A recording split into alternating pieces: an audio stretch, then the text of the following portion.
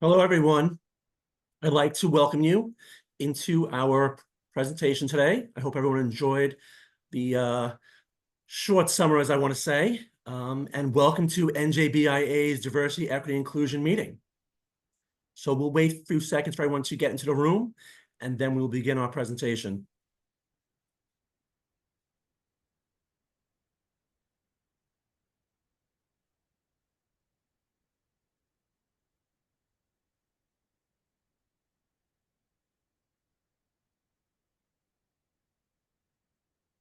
As you make your way into the room, please mute yourself and switch your view from gallery to speaker and turn on your cameras.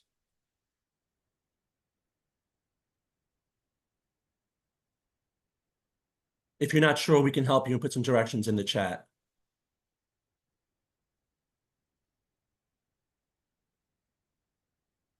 Also, please note, quick reminder that this program is being recorded and you are all muted during the duration of the program. And right now, I'd like to move this along and kick this off to Jason Holt, one of our council leaders. Good morning, everyone, and welcome to our event at the Diversity, Equity, and Inclusion Council. We're glad that you could make it to this month's meeting. And a quick reminder again that we are recording this session. I'm going to give a big shout out to my fellow co-chairs for 2024. And they are Bian de Guzman, Director of Development of I Learn Schools, Inc., Jackie Lurea, President of Alexina Consulting, Craig Morton, Assistant Vice President for Student Affairs of Fairleigh Dickinson University, and Andrea Murphy, the Director of Environmental Affairs and Sustainability of Panasonic North America.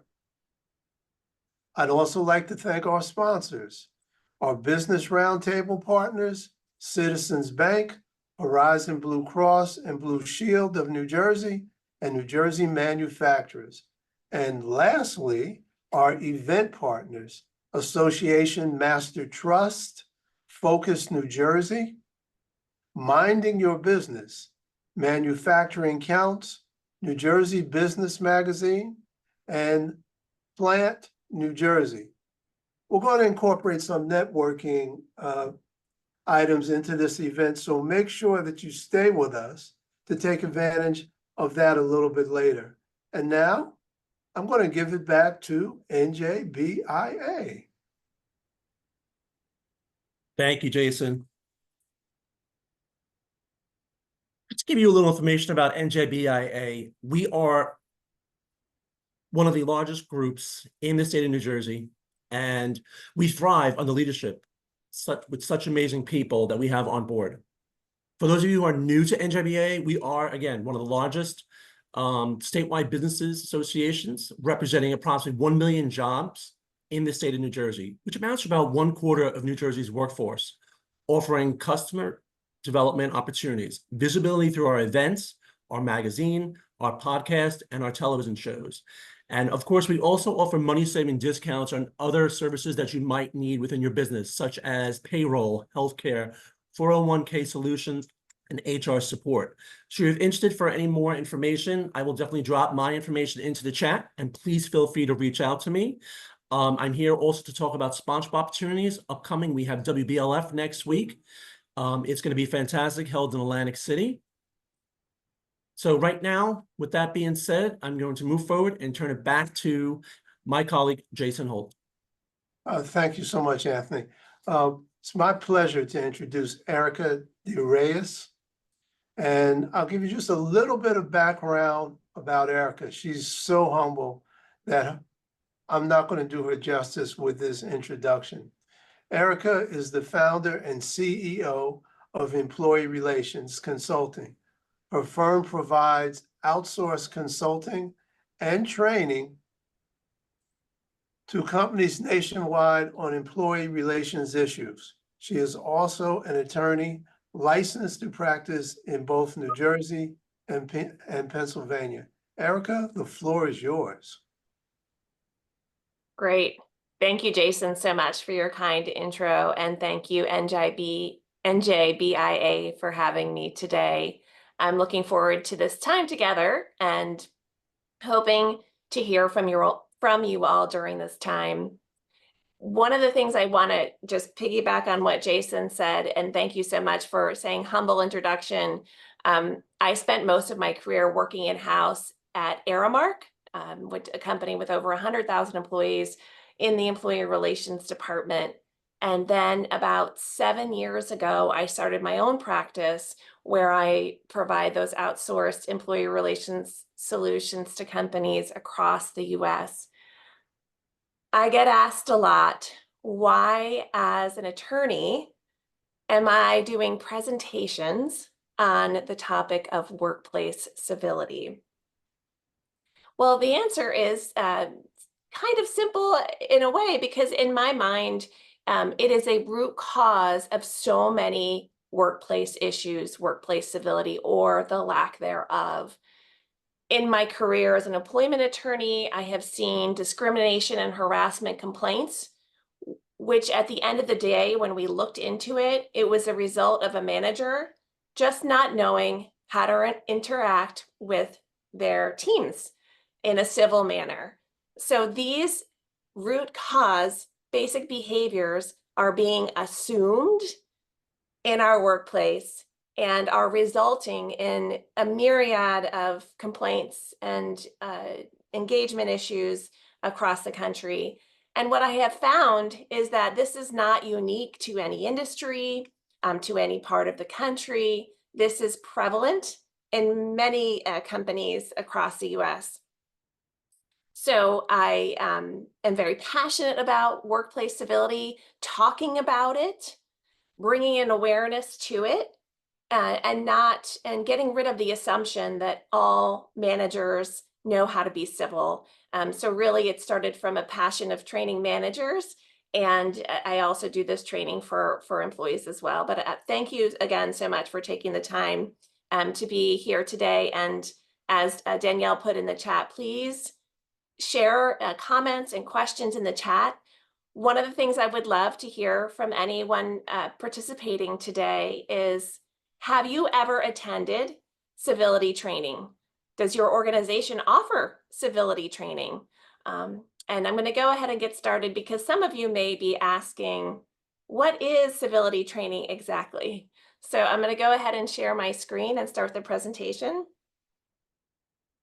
with you all. And I have one poll question we're going to do during the middle of the presentation today. So you'll need your phones or your computer to participate. Can everybody see my slides okay? Great. Okay, so the Workplace Civility Initiative, as I mentioned, the first thing we need to talk about is, what is civility? We hear the term, people use it, but what exactly does it mean? In my mind, the definition that I like the best is consistent treatment with respect. It's not how we treat people sometimes, but how we treat others every day in every single interaction. It's a non-negotiable in my mind in the workplace. And why do we care so much about civility? What are the benefits of civility in the workplace? So it should come as no surprise that there's increased employee engagement, right? Employees are engaged in a workplace where they feel that there's respect.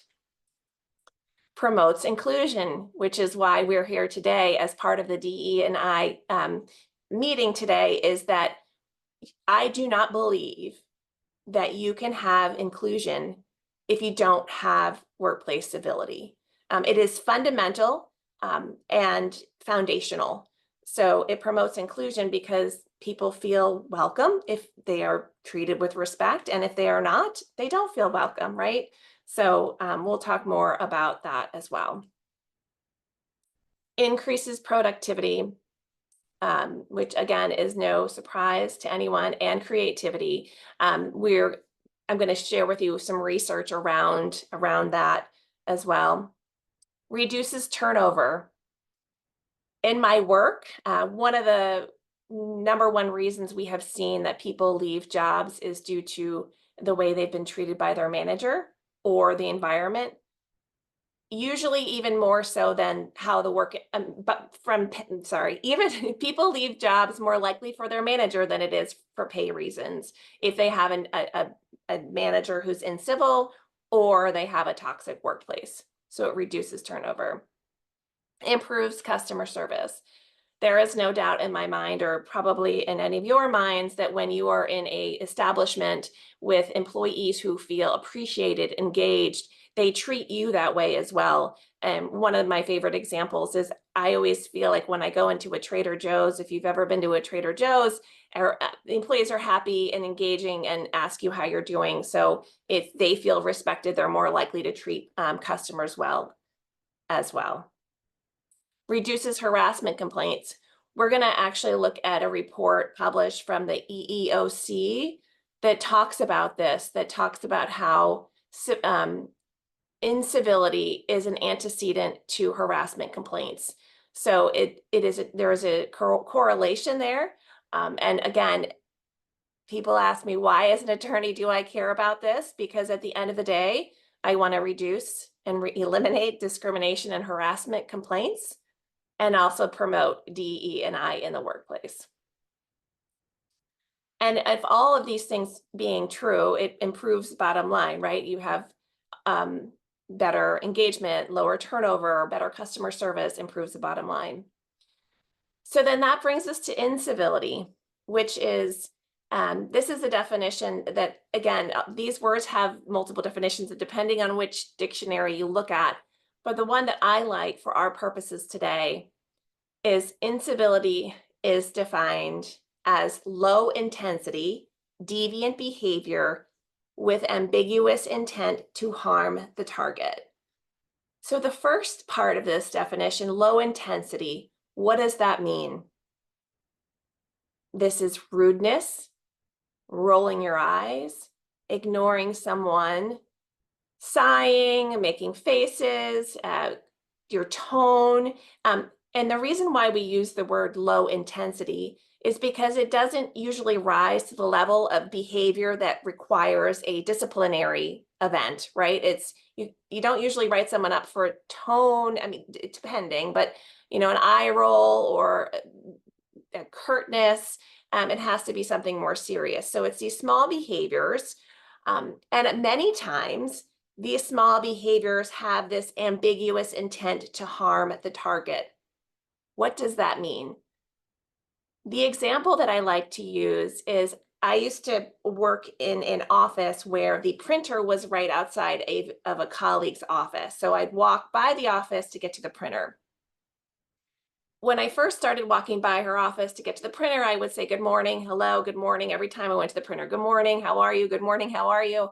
And then after a while, I noticed that she was always, on the phone in the middle of an email. And then I thought, ooh, maybe I'm interrupting her or bothering her. I'm not going to say hi anymore. I'm just going to go to the printer, get my stuff, and go back to my desk. She came up to me about a month after I stopped saying hi every time I went to the printer, and she said, Erica, what did I do to offend you? Why are you mad at me? And why are you ignoring me? And I said, oh my gosh, that was not my intent. My intent was that I thought you were busy and I was bothering you every time I said hi. And I like this example because in this example, I had positive intent not to harm her, right? I thought I was doing her a favor. She, on the other hand, felt it could have been a negative intent. So here, it could have been negative. I could have said, I don't like that woman. I'm never going to say hi to her again, right?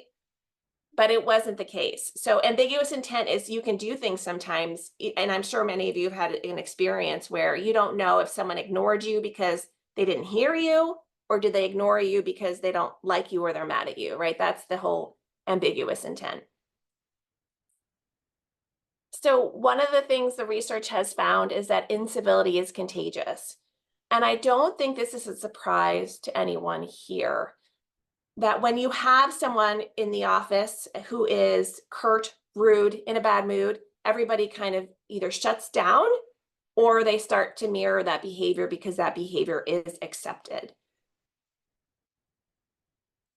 So when I talk about incivility, and again, as an attorney, people always ask me, so where does this fall on, severity of things? So I like to show incivility is that low level, rolling of the eyes, being rude, not answering someone's email, ignoring someone, along with disrespect, right? That's at that basic level. The next level up is bullying and intimidation. That's when you get more intense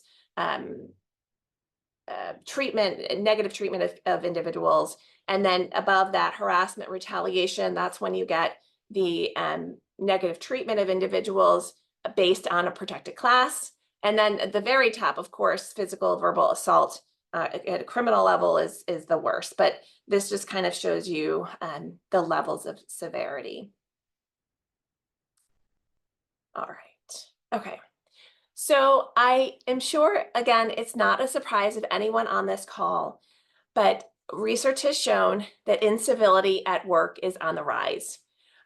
And one of the research reports that I have read have shown that there's 3 reasons for this. The first is time. There's an idea that civility takes time, and we are all overworked. We do not have enough people to do the job, so we just don't have time to be civil. The beauty of civility training is we're going to get to the part at the end where we talk about workplace etiquette examples that don't take much time, but that have big impact. So we're going to get to that and to kind of prove that you don't need a lot of time to be civil. Next is technology. And I'm sure many of you have had the experience when you get a text or an email that comes across as rude or having negative intent. So I think many of us, when we read a text or we read an email, we read a tone into that, right? And so, emails, when let's say you send an email to someone and say, where's that file you said you were going to get me? It could have been, hey, where's that file you said you were going to get me? Or where's that file you said you're going to get me, right? Depending on the tone. And if it's someone that you like, that you have a good relationship with, you're not going to read negative tone into it. If it's comes from someone on the other hand, then you would. So technology has made it that people feel there's less civility because we've dropped formalities and just shoot off a message. And then finally, another reason why it's on the rise is because these are low intensity behaviors and they often go unchecked. They don't get, individuals don't get reprimanded for it. So it just kind of festers there below the level of requiring a disciplinary action.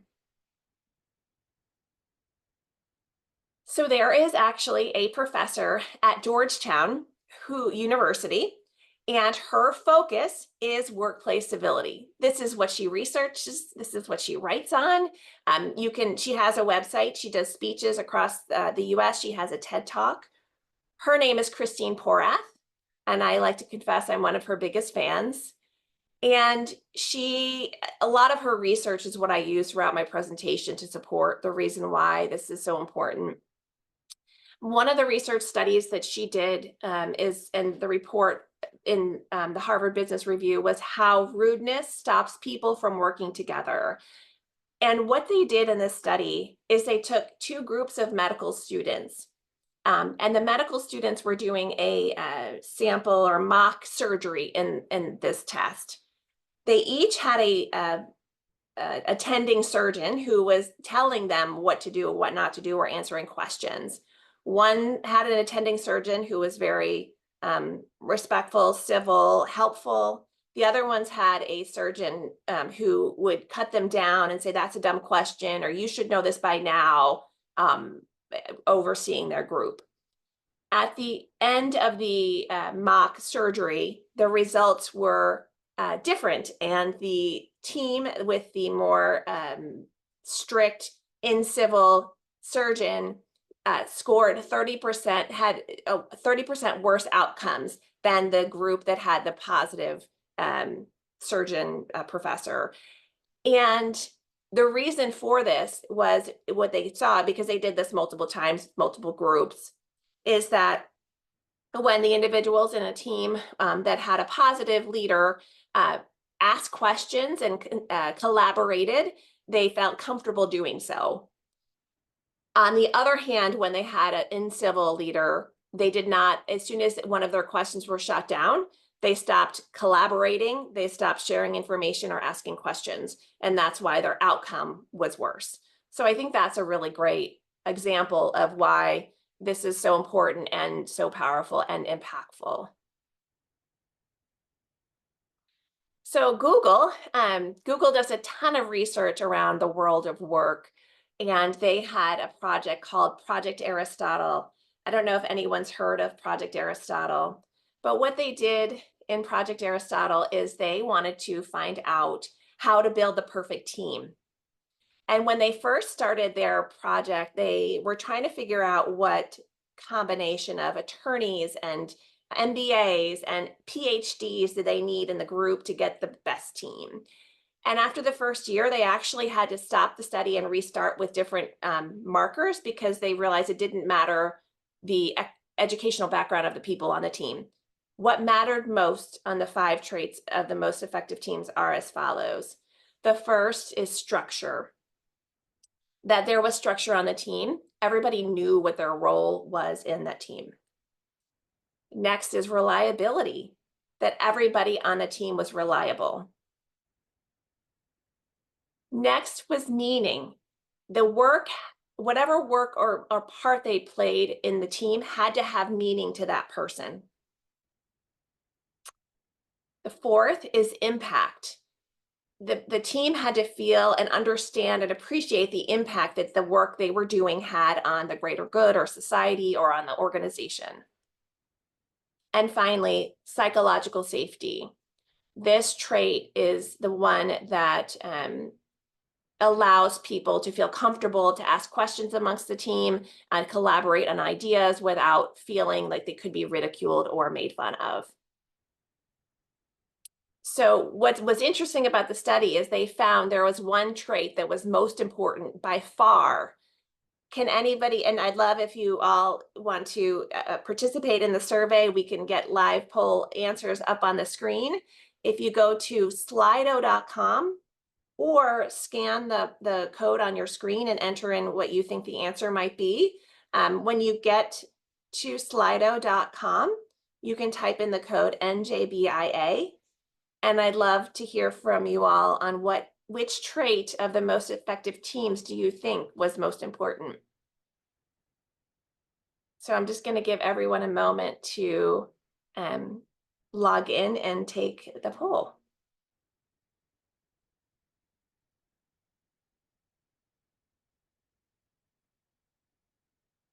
And a show of hands, has anyone read about the Project Aristotle before? No, it doesn't look like it. Okay. All right, well, great. Well, thank you guys for taking the survey. And yes, you are correct. Psychological safety was the trait that was most important. And I don't believe you can have psychological safety if you don't have civility. You don't have leaders who treat people with respect every day in every interaction. So as I mentioned early on in my presentation, I have made it a mission to ensure that all managers are empowered with this knowledge, that how they talk to people every single day, interact with them every single day matters. I believe too often in our society and companies, we promote individuals who are good at their jobs, but not necessarily good with people. And then we fail to then train them to be good with people. So that is the gap that I'm hoping to fill, and this message fills for individuals. And one of the things I think most important for anyone who leads anyone is the message that you set the tone for your teams. Employees look to you, listen to you, they are watching you. And sometimes people are like, that sounds creepy, but the idea is that they are watching everything you do or don't do, or say or don't say. And it's very important. And finally, just for managers to know that you are the agent of the company. So if you want to have an organization that promotes inclusion, you have to have managers who can talk to someone, who can listen to someone, who can make someone feel valued and appreciated. Without that, there cannot be inclusion in a workplace, no matter how much the CEO states that they are committed to DE&I. The action happens on the front lines every day with every employee. So as I mentioned early on, as an employment attorney, why did I get involved in workplace civility? I saw firsthand how managers have not been empowered with workplace civility tools and best practices. And then also simultaneously, which resulted in discrimination, harassment complaints, just because they were an equal opportunity bad manager. So they wasn't necessarily discrimination or harassment, they just treated everybody poorly, which can sometimes result in discrimination and harassment as well. But anyway, so the EEOC, which many of you know, the Equal Employment Opportunity Commission, put out a report on workplace harassment in 2016. And what they said in this report was that traditional anti-harassment training alone is not working, which is no surprise to anyone. Traditional anti-harassment training really focuses on don't do this, don't say that, no, no, no. Whereas civility training focuses on what to do and what to say. So we need to traditional anti-harassment training is incomplete in my mind, because again, it talks about what not to do and what not to say, but doesn't talk about this part, what to do, what to say, how to act. And the report also talked about how critical leadership is. And in the report, they now recommend organizations do civility training. In fact, you can hire the EEOC to come in and do civility training for your organization as well. And as I stated earlier, they have stated in their report, incivility is an antecedent to harassment, because if you allow these low-level behaviors, it can easily turn into harassment in the workplace. So, which brings me to the final part of my presentation, which is talking about common courtesies. What are those things that people can do, and not just managers, but everyone, that don't take much time, but that can have a big impact? And ironically, sometimes I call this training Everything I Need to Know I Learned in Kindergarten, the Workplace Edition. So this is nothing new. This is nothing earth-shattering or nothing that you haven't heard before. But it bears in mind that we need to remind people that they need to be doing these things. The first is saying good morning, saying good afternoon when you see someone. Does that take much time? No. Does that impact others? Yes. Using someone's proper name. Have any of you read the book by Dale Carnegie, How to Win Friends and Influence People? Well, in that book, he said that every person's favorite word in the English language is, does anybody know? Put it in the chat if you do, or you can come off mute. It's their own name. So the use of proper names cannot be understated. I have made this a habit of mine. So this morning, when I joined the Zoom, I got on, I said, good morning, Jason, nice to meet you. Hello, Deanne, nice to meet you. Making an effort to add someone's name and use someone's name. Talk about inclusion. Talk about making people feel seen and valued just by using their name. One of the tasks I had to do when I worked with one of my clients was to go out and hold focus groups at work sites where there was a lot of employee complaints. So I would go to the work site, I would meet with the employees in these focus groups without the manager involved. And I would ask them a series of questions to understand what was going on, to hear firsthand from the employees. I remember two specific interactions that go in line with this. The first one was someone said to me, "I've been working here for 2 years. I do not think my manager knows my name," because the manager had been so busy. And just again, a lot of this is people are busy. They don't realize this matters. They never used her name before. She said, "So it really makes me feel like I'm invisible because I don't think he knows my name." The next thing that happened in one of the focus groups that's relevant to this slide is at the end of every focus group, I would tell the employees, "Thank you for the work that you do every day. You're making a difference in our community and in our, for the company and our communities. And thank you for the work that you do, or I wouldn't have this job supporting you all. And I really enjoy this job." And again, at the end of the focus group, someone came up to me and said, "Thank you for saying thank you. That was the first time I've gotten a thank you since I started working here a few years ago."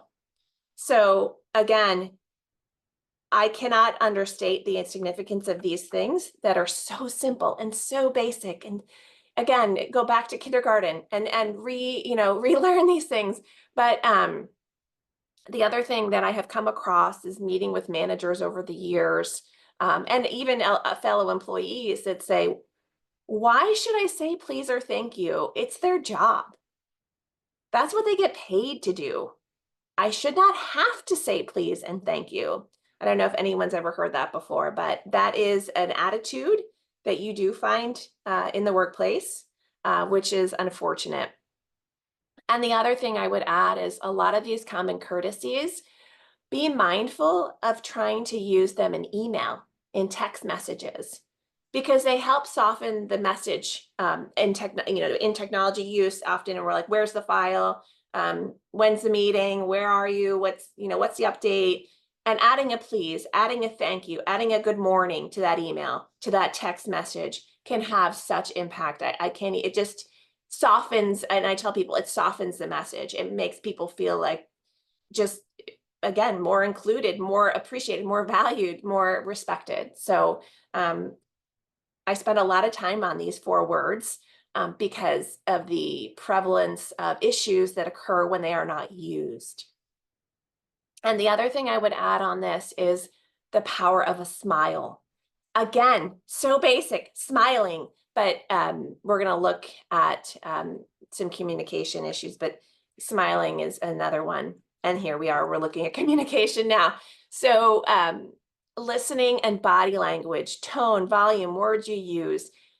And I don't think I'm pronouncing this correctly, but Morabian's, I don't know how many of you have heard of the Dr. Morabian study on communication. And they looked at verbal communication versus nonverbal communication. If your nonverbal communication contradicts your verbal communication, so your face doesn't match what you're saying, so you look pissed and you're like, "I'm so happy with you," but you can tell that someone's really not happy. They will believe your body language and your body language over your words every single time. I think in his study, it was like some ridiculously high, like 90% of communication is body language, tone, volume, more so than the words that you use. So, and again, this is a message that needs to be communicated to everybody. Like, be mindful of your body language, be mindful of your tone, be mindful of your volume.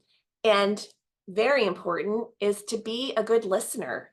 And I'm going to help you with a tip on that, because many people, again, with the busyness, I don't have time to listen. I'm going to help you, give you a tip that I've gotten on that's been really helpful for me to show others.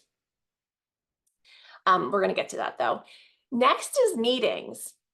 Again, in the workplace, has anyone ever been trained on how to hold a meeting? How to run a meeting? I don't think so. It's one of those things that we assume everybody knows meeting etiquette. yet very few people talk about it or bring attention to it. So the first thing is, if you are running a meeting, make sure that one person speaks at a time. Do not allow sidebar conversations. Do not allow people to speak over one another. Attentive body posture, active listening. Get rid of those devices.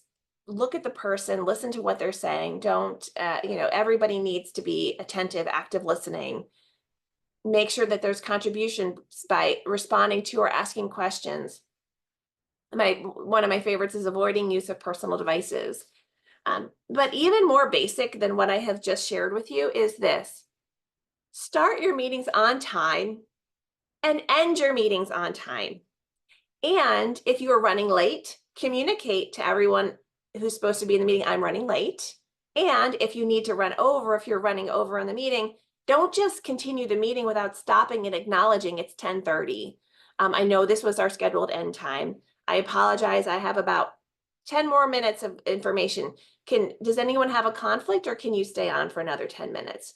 This shows that you're respecting people's time, that you're not taking for granted that they can stay and be at your beck and call, whenever, as long as you want to stay on the meeting and keep it going and going and going.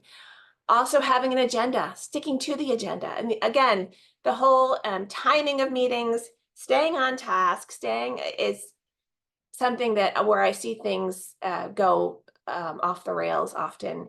And seems so simple and so basic, but it has impact. The next one I want to share with you, this is what I alluded to before, is interruptions and questions. So I talked earlier about not having time to be civil. Civility takes time, but there's a lot of things you can do that don't take much time but have big impact. Now, one of the things that takes time is listening. And in the workplace, if you are in an office, you are constantly interrupted, right? And so how do you handle that if you're a manager of people, if you're constantly being interrupted? My favorite tip for that is, if you are in the middle of something and somebody comes to you with something they really want to talk to you, but it's not, again, time sensitive, and you're in the middle of, you've got to get something out by the end of the hour. Said, oh, Bob, I really want to talk to you. Instead of saying, I don't have time, come back later, a better response is, I really want to hear what you have to share with me, but I don't have the time now. I'm in the middle of XYZ, but can you come back at 2 o'clock and I'll put you in my calendar so that I give you the time that you deserve. That acknowledges the person. It's showing allowing them to be heard, that they value, they matter, and then making time for them later in the day shows they're important to you and you care about what they have to say. That is one of the best, deflect. I don't have time. Can you come back later? I want to hear what you have to say, and I want to give you the time that you deserve. So that's a great tip for anyone that is dealing with constant interactions. Another thing to be mindful of is that anyone who works for you or with you, never assume that, oh, can I, just don't start asking your questions. Don't start talking to somebody. Always ask if it's a good time. Again, assuming you don't have an emergency that you need an answer right away, ask if this is a good time. Hey, Jason, is this a good time for you? Or, I have a question, it'll take about 10 minutes, or should I come back in about an hour or two? Will you let me know? It shows respect for that person's work and the work that they're doing. One example I had is I was doing a visit at a warehouse, and the general manager was giving me a tour of the warehouse and how things worked in the operations. And he said, oh, you should meet my team lead. He's really great. And his team lead was in the middle of counting pallets that were stacked up like so high. And I could see he had a clipboard, and I could see the pallets, and I could see him like counting. And in the middle of that counting, he said, hey, Joe, come here. And I was like, ooh, like he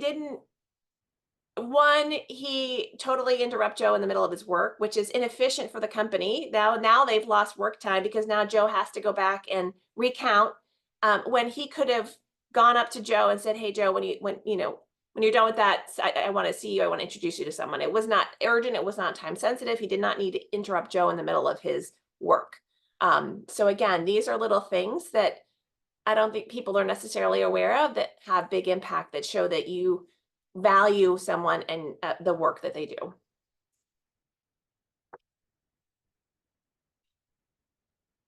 I want to take a moment and talk about workplace conflict do's and don'ts. So this is not a workplace conflict presentation. However, there is a civil way to engage with others when you have a disagreement, when you don't feel included, when you want to speak up, when you want to share something. And it's, if something upsets you at work, right? We spend so much time at work that I tell people all the time, they're like, why do you talk about workplace conflict in the civility training? Because conflict is inevitable at work. You have so many different personalities, you're under stress, things are going to happen. So if they do, how should you be handling them?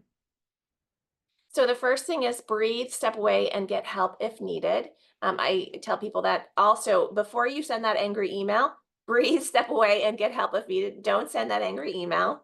Understand that conflicts are inevitable. Resolve to address the conflict quickly. I can't tell you how important that is. If you and when I say the word conflict, I mean disagreements. I mean somebody said something that upset you. It doesn't have to be like a major conflict. It could be the smallest thing. Because when we don't address those things quickly, then they build and they build and they build over time. And I do mediations of employees who are not getting along. And a lot of times I'll find there was one instance that happened years ago, and they've been pissed at the other person ever since, and they haven't addressed it. And when we get in those mediations and we address it, they're like, oh, the air has been cleared. Like we can see each other outside of our anger and work professionally together. Focus on the problem, not the person. So there's this idea, if someone makes us upset, we would say, you're a jerk. You're such a jerk. I hate you. That's not very productive. A more productive thing is when you said that about me in the meeting, it hurt my feelings. So you're talking about what the person did that upset you instead of saying you're a jerk and walking away, right? Focus on the problem, not the person. Oops, sorry, wrong way. Be open to solutions. Again, the idea is that we're all working together. We want to be able to have a productive professional working relationship. Acknowledge how others are feeling. So someone says to you, you hurt my feelings when you said that. Don't say, oh, no, I didn't. That's dumb. Oh, come on. Instead saying, I'm sorry I hurt your feelings. That was not my intent, right? That it doesn't, you're not saying that you meant to hurt them. You're acknowledging how they feel. And again, talk about being heard, talk about being included. Listen actively, listen with your eyes, listen with your ears. Don't be, just like total, you can tell when someone's not listening to you. They're so wrapped up in themselves. And again, start with the end in mind, mutual respect. At the end of the day, you want to get to having a professional, productive working relationship. So some workplace conflict don'ts, pretty much don't disregard how someone tells you they're feeling. Don't avoid the conflict because again, you want to address it soon. Don't allow emotions to take over the conversation. One of the things I tell people often is if you are, confronting someone, take a little sticky and write a few notes. Like, this is the issue. This is how I want it handled differently, and how it made me feel, and make a few notes when you go into that conversation. Implying intent. This is one of the biggest human complications that I see all the time. Implying intent, right? How often have we done something for someone because we thought they were helping us, that we wanted to help them, and they took it as some sort of offense, right? That is a human response, and it creates a lot of problems. So do not automatically imply negative intent. Erica, I hate to jump in, Yeah. but we're coming towards the end of our session, and we want to leave enough time for people to ask you questions. So okay, great. Yep, I can wrap it up. Great. Thank you. Don't attack the other person or interrupt while they're talking, unless needed, like Jason needed to interrupt me just then. Finally is the platinum rule. I don't know how many of you've heard of this, but there's the golden rule and there's the platinum rule. The golden rule is to treat others how you want to be treated. The platinum rule is to treat others how they want to be treated. Because what we found with the golden rule, too often people would say, well, I don't need all that hand holding and fluffy stuff. That's how I want to be treated. But the platinum rule takes it to the next level. At the end of my presentation, you can go to Christine Porras' website, and she has a self-assessment on workplace civility where I give this to people and they go through and take, how often do you do these behaviors? Self-assess yourself, circle the 3 lowest ones and say, these are things I need to work on after today that I'm going to be more mindful of. So with that, thank you so much for your time. And that is it. I will stop sharing. Thank you for such a wonderful presentation. I found it to be extremely enlightening and very interesting. Thank you. So at this point, we'll open it up to questions. If you can please either type the question in the chat or simply type the word question and we'll unmute you. As a reminder, if you haven't updated your Zoom recently, please make sure to do so. The latest version allows your computer to download all the text from the chat into one file with the name of our meeting. So I'll open it up to questions. But while folks are typing in their questions, Erica, I have one for you. Tell us your best and most interesting war story. Oh my gosh, my best and most interesting war story. Oh gosh.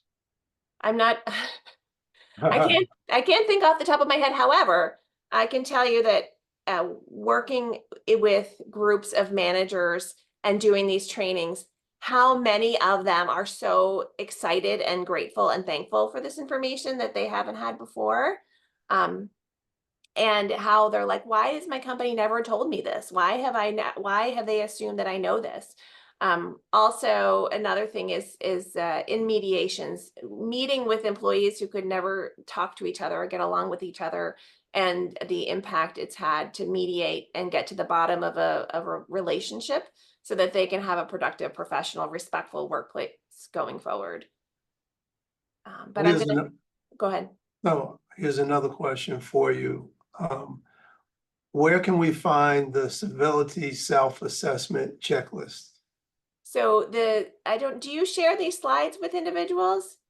The individuals will get the entire presentation. So it'll be there on the slide, and then it is on Christine Porras' website, but she used to have it listed like that on, like, she used to have a series of questions, and then it's now you've got to take my free civility quiz, and it's one question at a time comes up. But that's where I pull it from, and I give her all the credit. I'm not it's her stuff, but yeah, those are the 2 places you can get it. Okay. What specific or main actions can team members take to foster a culture of respect and inclusion in the workplace? I think one of the I think Lynn Perry had a great point in just ensuring that you're pronouncing someone's name appropriately, using the appropriate pronouns, understand, and also ask questions. Like, do you want me to address you this way or this way? And sometimes people are so afraid to ask.